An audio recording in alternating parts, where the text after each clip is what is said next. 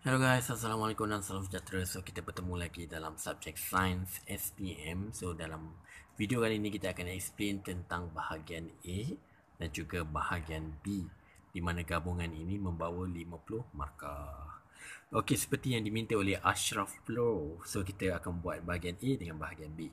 So untuk bahagian A, soalan kali ini adalah tentang variasi selanjar dan variasi tidak selanjar yang kita belajar.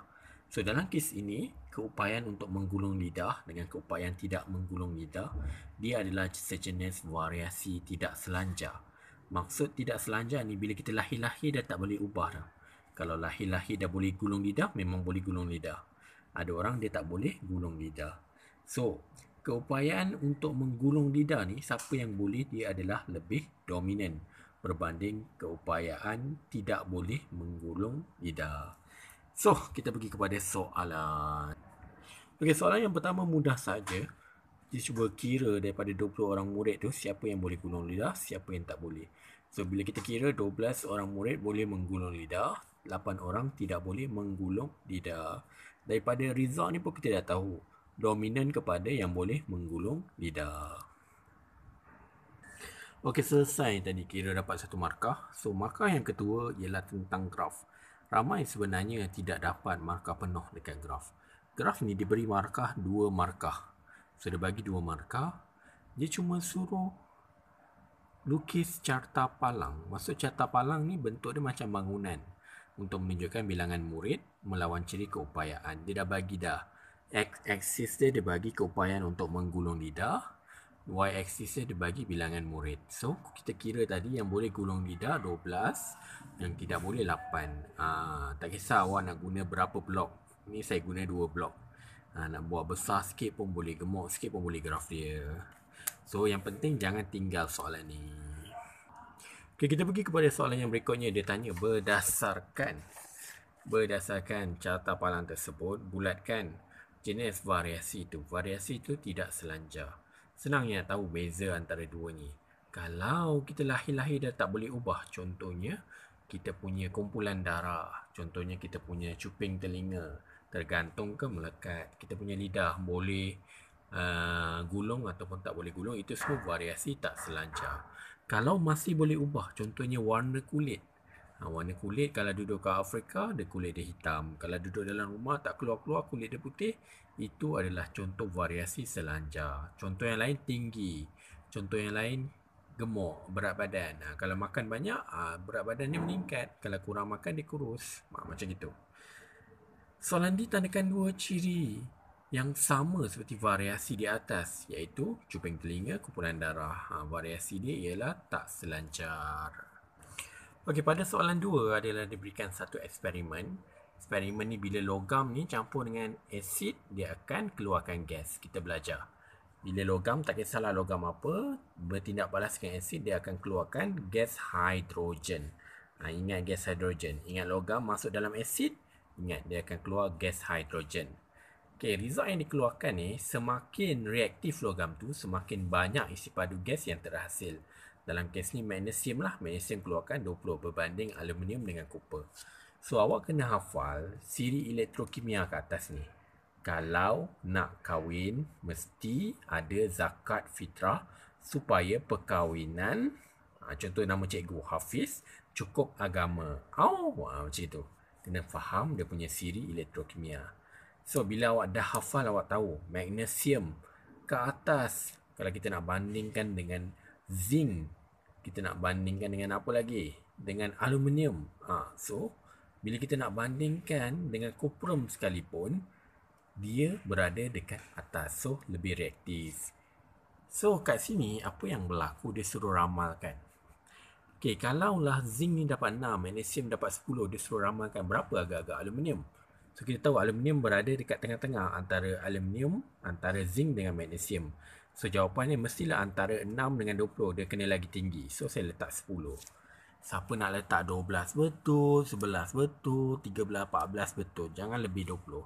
Dia kena di antara 6 dengan 20. Okay. Dapat? Nyatakan satu inference, satu sebab kenapa kita letak jawapan ni 10. Kenapa kita tak tulis 2 ke 4? Kita letak 10 kerana aluminium lebih reaktif berbanding zinc. Nampak?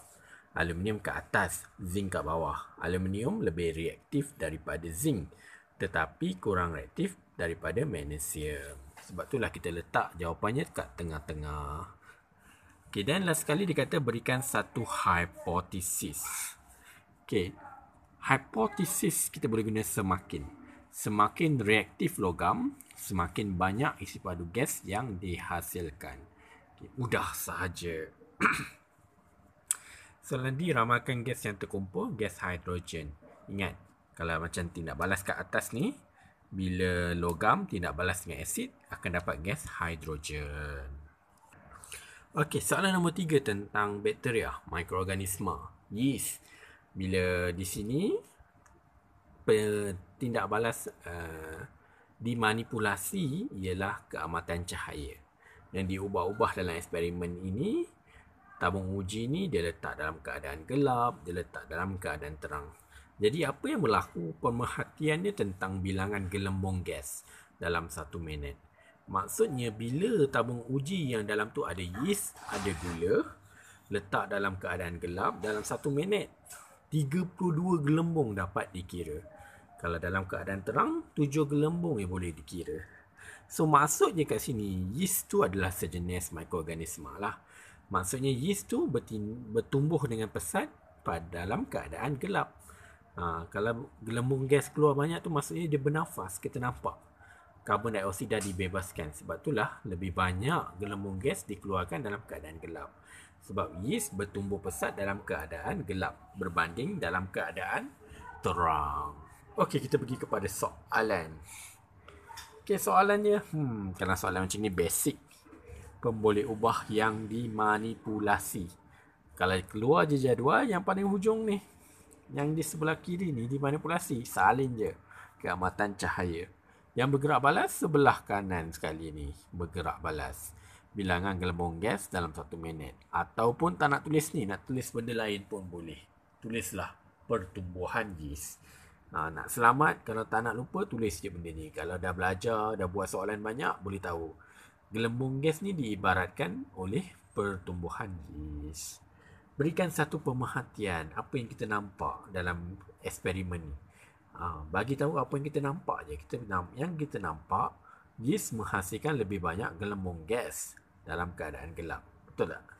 32. Kita pun boleh tulis sebaliknya. Yeast menghasilkan kurang gelembung gas dalam keadaan terang. Pun boleh juga. Okay, next. Nyatakan inference. Berikan sebab. Kenapa kita cakap yeast ni dihasilkan banyak gelembung gas dalam keadaan gelap? Sebabnya yeast membiak dengan lebih baik dalam keadaan gelap. Itulah sebab dia. Sebab ciri-ciri untuk yeast, untuk bakteria tu membiak dengan baik adalah satu, keadaan tu kena gelap. Okay, last sekali definisi secara operasi bagi kadar pertumbuhan yeast. Salin balik. Kadar pertumbuhan yeast ialah, dalam eksperimen ni yeast tu apa? Ialah bilangan gelembung gas yang dihasilkan per minit. Itulah jawapannya. Tulis je balik. Tak susah pun. Okey, kita beralih pula kepada soalan yang berkaitan tentang tekanan. Secara logiknya kita belajar, secara generalnya kita belajar, bila luas permukaan itu kecil, maka tekanan yang dihasilkan ialah besar. Ibaratnya, kita ambil contoh. Bongkah kayu ni, pemberat yang sama, 100 gram, pemberat yang sama. Satu kayu ni luas permukaan dia kecil, yang ni luas permukaan dia besar. Jadi lekuk yang terhasil berbeza. Yang kecil ini lekuknya lebih dalam berbanding yang besar. Ibaratnya dalam kehidupan seharian kita, perempuan yang pakai high heel dengan yang pakai selipar Jepun, lalu dekat jalan yang berlumpur, yang pakai high heel akan terbenam kasutnya. Yang pakai selipar Jepun takkan terbenam, ataupun terbenam sedikit je. Itu yang berbeza. Sebab luas permukaan yang kecil ni tekanan dia lagi tinggi. Contoh yang lain, tengok pisau. Pisau yang tajam senang nak potong sebab tekanan dia tinggi berbanding pisau yang tumpul. Okay, dalam eksperimen ni kita tentang bongkah kayu dengan plastisin. Okay, soalan yang pertama. Dia suruh kira berapa kedalaman dalam lekuk P. Jangan malas kira pakai pembaris dapat 1.1 cm. So, soalan yang lebih kurang sama, pusing, pun boleh ubah dimalarkan. Ada dalam eksperimen ni tapi yang tak penting.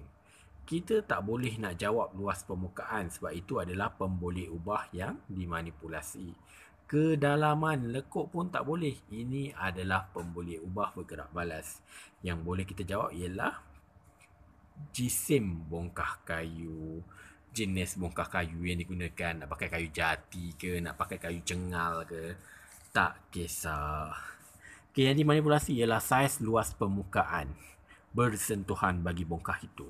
Kalau ni panjang sangat nak pendekkan boleh tulis je luas permukaan bongkah pun boleh juga. Okay, tuliskan hipotesis dia. Semakin kecil luas permukaan bersentuhan, semakin dalam lekuk yang dihasilkan ataupun semakin tinggi tekanan yang dihasilkan pun boleh. Jadi apakah kesimpulannya? Kesimpulannya, tekanan yang lebih besar terhasil jika luas permukaan yang bersentuhan lebih kecil. Okey. Dalam kesimpulan ni kita kena tukar. Kedalaman lekuk tu menggantikan apa? Dia menggantikan tekanan. Jadi tekanan yang lebih besar terhasil jika luas permukaan yang bersentuhan lebih kecil. Beralih kepada bahagian B. Okay, kita nampak seorang budak kecil ni comel je, cuma dekat leher dia membengkak. Ini adalah penyakit goiter ataupun penyakit beguk yang disebabkan oleh kurangnya iodin. So berdasarkan rajah, namakan hormon yang kurang. Kalau kita tahu, kita belajar dekat bahagian leher ni ada banyak, kita panggil kat sini kelenjar thyroid. Jadi kelenjar thyroid, hormon yang kurang tu ialah hormon yang lebih kurang sama nama dia, thyroxina. So kena ingat. Cadangkan satu cara untuk merawat, kita kena makan makanan yang kaya dengan iodin. Ni boleh makan seafood, tak kisahlah nak makan shell out ke. Jangan korang tulis shell out kat sini. Yang penting iodin. Dia banyak dekat kerang, makanan laut. Banyak dekat apa? Banyak dekat udang, dekat ketam. Kena makan juga. Kalau tak makan nanti kena beguk. Okay, next. Diberikan satu kelenjar endokrin dalam badan manusia yang berbentuk daun. Ini adalah gambar pankreas. Ini famous dekat rakyat Malaysia sebab 1 daripada 5 rakyat Malaysia menghidap penyakit kencing manis. So, namakan hormon yang dirembeskan. Dia rembeskan insulin. So, insulin ni fungsinya apa? Fungsi dia merangsang penukaran glukosa kepada glycogen. Ibaratnya lah, bila kita makan banyak karbohidrat kan, makan nasi, minum teh tarik, itu semua adalah glukosa. Dia akan bertukar menjadi glukosa di dalam badan. Bila tak ada insulin, dia tak boleh tukar glukosa tu jadi glycogen. Glycogen ini adalah tempat simpanan makanan di dalam badan kita untuk sebagai tenaga. So, bila tak ada tenaga, kita pun tak bermaya. Makan banyak-banyak tapi still lemah. Itulah fungsi insulin. Bila kita makan nasi, minum air manis, dia tukarkan semua glukosa tu kepada glycogen, kepada tenaga. Okey, so kurangkan makan makanan yang berkarbohidrat dan bergula ataupun lebihkan exercise untuk membakar makanan yang kita makan itu. Okey, soalan dia tanya, apakah kesan jika hormon ni tidak mencukupi? Bila tak mencukupi, ibaratnya lebih banyak glukosa dalam badan kita, insulin kurang, maka kita kena penyakit diabetes ataupun kencing manis. Sebab tu kena makan ubat ataupun kena inject insulin. So elakkan. Kalau daripada muda boleh elakkan, kita elakkan. Okey, soalan nombor 6 ni pun famous. Dan banyak kali kertas soalan pun keluar je soalan ni tentang radioaktif. So soalan ni diberikan macam ni. Ada 3 jenis sinaran. Sinaran mentari. So sinaran ni, bila dia jalan tegak ni, maksud dia adalah X, ialah sinaran gamma. Dia tidak mempunyai charge. Okay, bila sinaran ni melekat kepada plat negatif, maksudnya sinaran ni bercas positif. Dia adalah alpha. Kalau sinaran ni melekat kepada flat positif, dia adalah beta. Charge sebenarnya negatif. Jangan tersilap. Kalau selalu kita hafal je, kita hafal, okey, alpha positif, beta negatif, gamma tak ada charge. So kalau kita hafal macam gitu, soalan macam ni dia bagi trik. Dia taruh plat negatif dengan positif supaya kita terkeliru. Kita ingat, X, negatif. Oh, so dia adalah beta. Tak boleh. Nanti kena kencing. Dia salah. Saja ni soalan ni nak trick korang. So, X dia adalah terlekat kepada negatif. Maksudnya negatif tarik dia. So, X ni adalah positif. So, X ialah alpha. So, kita labelkan X ialah sinaran alpha, Y beta. Nyatakan charge bagi sinaran Y. Charge dia bukan positif, charge dia negatif. Jangan buat mistake. Tak payah nak jawab laju-laju. Soalan ni relax je jawab. Okey, soalan C. Apakah bahan yang digunakan untuk menghentikan penembusan sinaran radioaktif Z? Okay, Z ni ialah sinaran gamma. Dia boleh lalu kertas putih, dia boleh lalu aluminium, dia boleh lalu. Dia cuma tak boleh lalu apa? Plat plumbum ataupun konkrit yang tebal. So kita nak hentikan dia pakai plat plumbum. Okay, next, sinaran radioaktif yang manakah dihasilkan daripada kobalt 60 digunakan untuk membunuh sel kanser, sinaran gamma. Sebab nak bunuh sel kanser ni, kita kena perlukan kuasa penembusan yang kuat, iaitu gamma. Di antara tiga-tiga ni, gamma paling kuat kuasa penembusan dia. Okay, soalan E, tandakan right bagi makanan yang boleh diawet menggunakan sinaran Z. So, ubi kentang dengan buah-buahan. Habis soalan nombor 6. Pergi soalan nombor 7. Okay. Okay, soalan nombor 7 diberikan satu gambar lapisan ozon. Okay, ni matahari. Okay, ada lapisan ozon. So, dia terpantul. Dia tak masuk. Okay, X ni sebenarnya ialah sinaran ultra ungu. Bila adanya lapisan ozon, dia dapat melindungi permukaan bumi daripada ultra ungu. Kalau ultra ungu tu kena kat kita, kita boleh kena kanser kulit, katarak mata. Kalau kena kat tumbuhan, dia fotosintesis dia berkurangan. Sebab apa? Sebab dia tidak mendapat matahari yang cukup lah. Dia berbahaya kepada tumbuhan juga. So, lagi satu, ingat ultra ungu, ingat CFC. Dia yang menyebabkan penipisan lapisan ozon. Contohnya penghawa dingin, peti sejuk, semua tu menyebabkan penipisan lapisan ozon. Okey, soalan A, nyatakan fungsi lapisan ozon. Fungsinya melindungi permukaan bumi daripada sinaran ultra ungu. Namakan sinaran X, sinaran ultra ungu. Senang je. Bahan kimia apakah yang menyebabkan penipisan lapisan ozon? Klorofluorokarbon. Pastikan A je. Jangan ngada-ngada tulis CFC sahaja. Kadang-kadang pemeriksa terima, kadang-kadang tak terima. Kalau boleh tulis dua-dua. Kloro, K-L-O-R-O, F-L-U-O-R-O, klorofluorokarbon, K-A-R-B-O-N.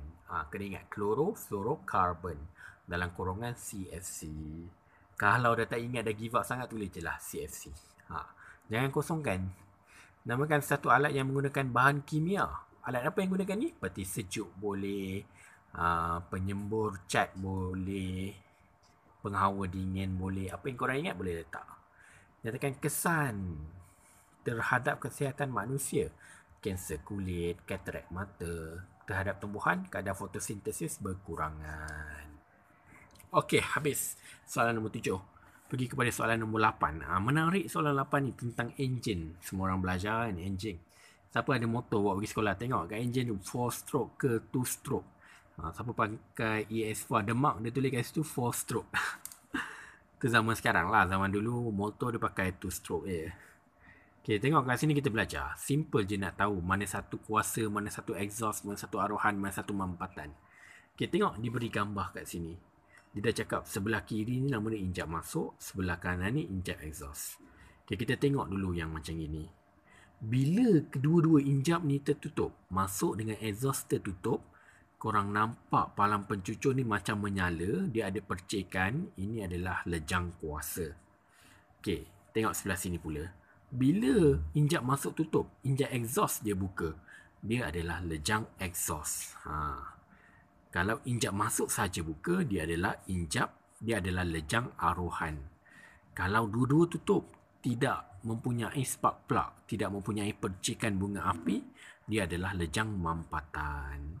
Kalau dia punya ikut sekuen dia, mula-mula sepatutnya arohan dulu. Mula-mula arohan, lepas tu mampatan, lepas tu kuasa, last sekali baru exhaust. Okey, saya ulang Yang pertama, cara nak kenal dia adalah lejang arohan, tengok injap masuk. Injap masuk dia terbuka. Dia seorang je injap masuk terbuka. Bila injap masuk terbuka, ini adalah lejang arohan. Nak tahu lejang mampatan macam mana? Dua-dua injap tertutup, tapi tak ada percikan bunga api. Nak tahu lejang kuasa? Dua-dua injap tertutup, tapi ada percikan bunga api. Nak tahu injap exhaust? Dia punya injap exhaust terbuka. Itu adalah lejang exhaust. Okey, mudah je. So dia kata, kenal pasti mana satu lejang kuasa? Lejang P lah. Nampak ni ada macam spark plug. Macam lampu mentol menyala tu. Spark plug ni yang selalu motor korang dah modified, tiba-tiba haus spark plug tak boleh start. Tu nama spark plug. Palang pencucur. Okey, apakah yang dijanakan oleh lejang kuasa? Daya. Piston ni kalau gerak lagi laju, sebab tu lah orang tukar pakai apa? Blok 65 lah. Blok makin besar, piston makin besar, lagi laju. Sebab daya yang dihasilkan lebih besar. Tu siapa yang suka main motor tahulah. Okay, next. Apakah lejang yang diwakili oleh Q? Q tadi adalah lejang exhaust sebab dia punya injak exhaust dia terbuka. Apakah yang berlaku semasa lejang S? S ialah lejang mampatan. Campuran dimampatkan di bahagian atas silinder oleh ombor. Itulah yang berlaku. So, dia suruh susun mengikut turutan yang betul. So, mula-mula lejang arohan, lepas tu mampatan, lepas tu kuasa, last sekali ialah lejang exhaust. Okay, soalan yang terakhir diberikan satu gambar dalam pemancar radio. Ini adalah transistor. Ingat bentuk dia ada 3 kaki, dia adalah transistor. Fungsi dia adalah untuk menguatkan arus. Okay, simbol dia ada macam ini. Dia ada bulat, dia ada anak panah macam ini. Kalau macam ini diode, yang macam ini kapasitor. Okay, tengok betul-betul simbol dia. Okay, next, fungsi dia menguatkan arus. Okay, Raja 9 menunjukkan sistem pemancar radio. Okay, tunjukkan sistem pemancar radio. Kita pergi kepada soalan. Soalan dia simple je. Bahagian yang manakah dalam sistem pemancar radio komponen elektronik yang dinamakan? Okay, transistor tu dia ada dekat amplifier. Kalau siapa selalu mak dia beli radio, tengok-tengok ada amplifier. Amplifier ni adalah untuk menguatkan arus. Okay, soalan nombor 2. Apakah jenis gelombang P? Kalau kita tengok, P ni antara modulator dengan amplifier. Jadi gelombang yang terbentuk adalah dia ada besar kecil. Dia gabungan besar dengan kecil. Kalau dekat amplifier dengan modulator sebelum itu, ini adalah gelombang pembawa. Gelombang dia sama saiz je. Okay, kalau dekat depan tu gelombang dia macam ini, gelombang pembawa. Kalau di antara modulator dengan amplifier, dia mesti naik turun macam ini gelombang dia. Kalau ini kita panggil dia AM, modulasi amplitude. Amplitude je berubah. So, jawapan yang betul bila gelombang di antara modulator dengan amplifier macam ini. Besar, kecil, besar, kecil. Okey, nyatakan jenis gelombang P, gelombang radio termodulasi. Habislah soalan kita. Okey, jangan lupa like, komen dan subscribe. Jangan lupa ulang kaji. Bye.